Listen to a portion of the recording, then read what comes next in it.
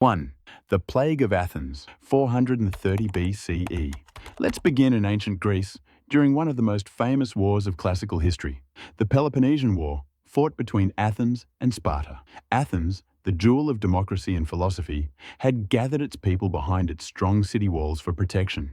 But the very walls that kept out Spartan soldiers also trapped something far more dangerous inside. In 430 BCE, a mysterious sickness swept through Athens. The great historian Thucydides, who actually lived through the event, described the horrifying symptoms: burning fever, red and inflamed eyes, sore throats and foul breath, coughing blood, stomach pain, diarrhea, and skin covered in ulcers. Many people were so tormented by thirst that they would throw themselves into water troughs or fountains, desperately trying to cool their bodies. No one was spared. Rich and poor alike collapsed in the streets. Corpses piled up in the temples. Families abandoned their sick relatives out of fear, leaving them to die alone. And worst of all, Athens' most important leader, Pericles, the man who built the Parthenon, fell victim to the plague. Modern scientists believe this was probably typhoid fever, though others argue for smallpox or measles. Whatever the cause, the toll was devastating. A quarter of Athens' population wiped out in just a few years. The consequences? Catastrophic. Athens, weakened by the plague, lost its dominance to Sparta.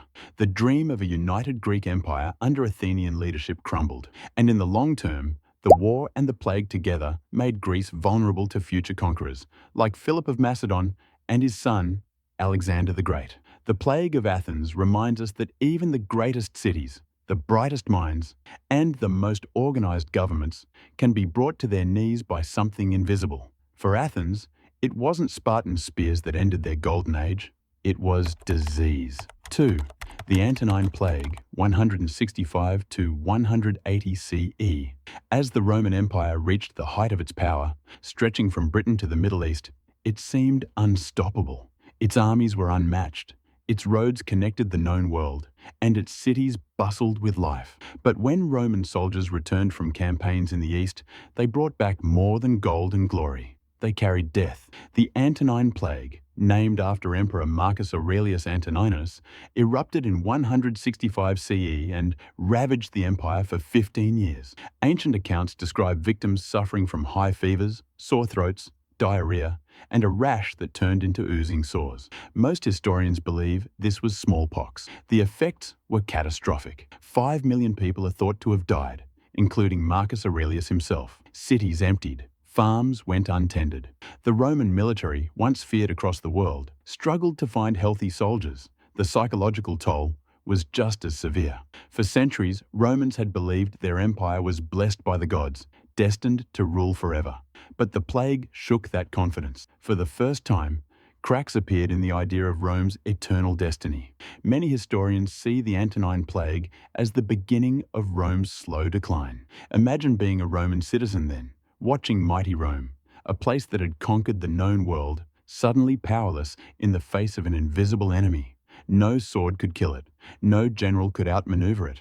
The Antonine Plague was a reminder. Even empires fall when disease strikes. 3. The Plague of Justinian, 541 CE. In 541 CE, a new wave of horror swept the Mediterranean world. It began in Egypt, carried in shipments of grain bound for Constantinople, the capital of the Byzantine Empire. Hidden among the sacks of wheat were fleas infected with a deadly bacteria that would change history. This was the Plague of Justinian, the first recorded outbreak of bubonic plague. Victims developed fever, chills, and swollen, blackened lumps called buboes. Within days, most were dead. At its peak, the plague killed 10,000 people every single day in Constantinople. The emperor himself, Justinian, caught the disease and barely survived. By the time the waves of infection ended, somewhere between 25 and 50 million people were dead, nearly half the population of Europe. The consequences were immense. The Byzantine Empire, which had been on the rise and seeking to restore the glory of Rome, suddenly found itself crippled. Its weakened state left it vulnerable to invasions from the rising Arab armies in the centuries that followed.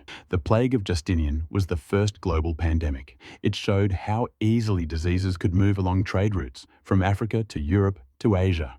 And chillingly, it wouldn't be the last time the world would face this particular killer. If you enjoy this type of content, make sure to like and subscribe as it helps me out a lot. For the Black Death, 1347 to 1351. When people think of history's deadliest plague, one name comes to mind: the Black Death. It began in Central Asia, traveling westward along the Silk Road. By 1347, ships carrying infected rats and fleas arrived in Europe. What followed was the most terrifying epidemic in human history. The symptoms were swift and brutal: fever, chills, vomiting, and most notably, buboes, swollen lumps in the groin and armpits that turned black with infection. Death usually followed within days. Entire towns were wiped off the map. Corpses lined the streets. Priests and doctors fled in terror. In just 4 years, between 75 and 200 million people died, as much as half of Europe's population. The social impact was enormous. The feudal system collapsed, as so many peasants died that the survivors demanded better wages and living conditions. Religious extremism grew, with people blaming minorities, strangers, even the wrath of God. At the same time, Europe's population took centuries to recover, reshaping its economy, culture, and politics forever.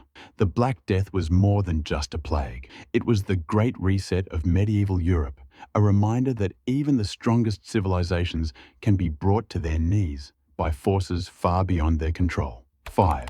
The Cocoliztli Epidemic, 1545. In the mid-1500s, in the highlands of Mexico, a mysterious plague swept through the population. The Aztecs called it Cocoliztli, meaning pestilence. The symptoms were gruesome: high fevers, relentless headaches, abdominal pain, and bleeding from the eyes, nose, and mouth. Victims often died within days. In just 3 years, up to 15 million people, nearly 80% of the native population, were dead. The cause of the epidemic is still debated. Some scientists believe it was a hemorrhagic fever, possibly worsened by drought and poor nutrition. Others argue it was salmonella brought by Spanish colonists. But beyond the biology, the impact was clear. The epidemic shattered the indigenous civilizations of Mexico. Already weakened by conquest, the Aztec and other native peoples now faced devastation so complete that resistance to Spanish rule became impossible. The Cocoliztli epidemic shows us that disease often worked hand in hand with colonization, doing more damage than swords or guns ever could. 6. The Great Plague of London, 1665 to 1666. In 1665, the bustling city of London fell silent. Doors were marked with red crosses, signaling the sick inside. Families were sealed in their homes by order of law. On the streets, men pushed carts and called out the chilling words, "Bring out your dead." This was the Great Plague of London, the last major outbreak of bubonic plague in England. It killed 100,000 people, almost a quarter of the city's population. Life ground to a halt. Theatres closed, trade stopped, and even the king fled to Oxford to escape the disease. Quarantine laws were brutal. Entire households locked inside, often left to starve if they fell ill. Then, in 1666, fate intervened. The Great Fire of London tore through the city, destroying thousands of homes, and with them, the rats and fleas that carried the plague. By chance, fire succeeded where medicine had failed. The Great Plague was a final reminder of the bubonic scourge that had haunted Europe for centuries, and though it ended in fire, its memory burned long in London's history. 7. The Third Plague Pandemic, 1855 to 1959. Most people think of the plague as a medieval killer, but it struck again in modern times. In 1855, in the Chinese province of Yunnan, another outbreak of bubonic plague erupted. From there, it spread across Asia and eventually the world, killing at least 12 million people, mostly in India and China.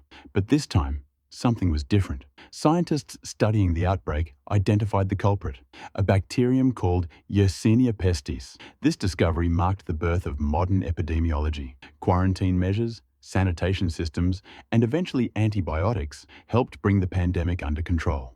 The third pandemic showed that science could finally challenge diseases that had terrorized humanity for centuries. Yet it also reminded us that plague is not ancient history. It still exists today, though in much smaller, treatable outbreaks. 8. The Spanish flu, 1918 to 1920. As World War I came to an end, a new killer emerged, one deadlier than all the bombs and bullets combined. The Spanish flu of 1918 infected a third of the world's population. Unlike most flus, it didn't just kill the very young or very old. It targeted healthy young adults, the same generation that had just fought in the trenches. Victims often turned blue from lack of oxygen as their lungs filled with fluid. In many cases, death came within hours of the first symptoms. Entire families were wiped out in days. The global death toll? Between 50 and 100 million people. Governments tried to suppress news of the outbreak to maintain wartime morale. Neutral Spain reported it openly, giving rise to the name Spanish flu.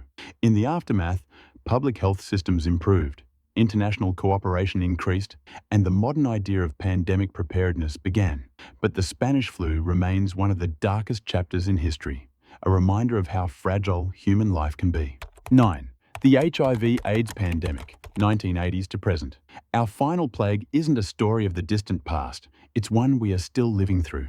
In the early 1980s, doctors in the United States began noticing young men dying of strange infections. Soon, a pattern emerged, a new disease, spreading silently across the world. This was HIV/AIDS. Unlike the plagues of old, this one didn't spread through the air or through fleas. It spread through blood, sexual contact, and from mother to child. At first, fear and stigma surrounded it, with victims often blamed or shunned. But as the crisis grew, it became clear that this was a global threat. Since its discovery, HIV/AIDS has claimed more than 40 million lives. But science has also fought back. Antiretroviral therapies now allow millions to live long, healthy lives. Prevention and awareness campaigns have saved countless others. Yet in parts of the world, especially sub-Saharan Africa, the fight is far from over. HIV/AIDS reminds us that plagues are not just history, they are our present. And the choices we make today will determine whether future generations see this as the last great pandemic, or just another chapter in a very long story. From the crowded streets of ancient Athens to the modern battle against H5, plagues have been some of history's greatest forces of change. They destroyed cities, toppled empires, and reshaped societies in ways no army ever could. History teaches us a powerful lesson. Humanity has always survived, but never without loss and never unchanged. Which of these plagues shocked you the most? Let me know in the comments below. And if you enjoyed this journey through history, don't forget to like, share, and subscribe for more deep dives into the past, only here on All About History.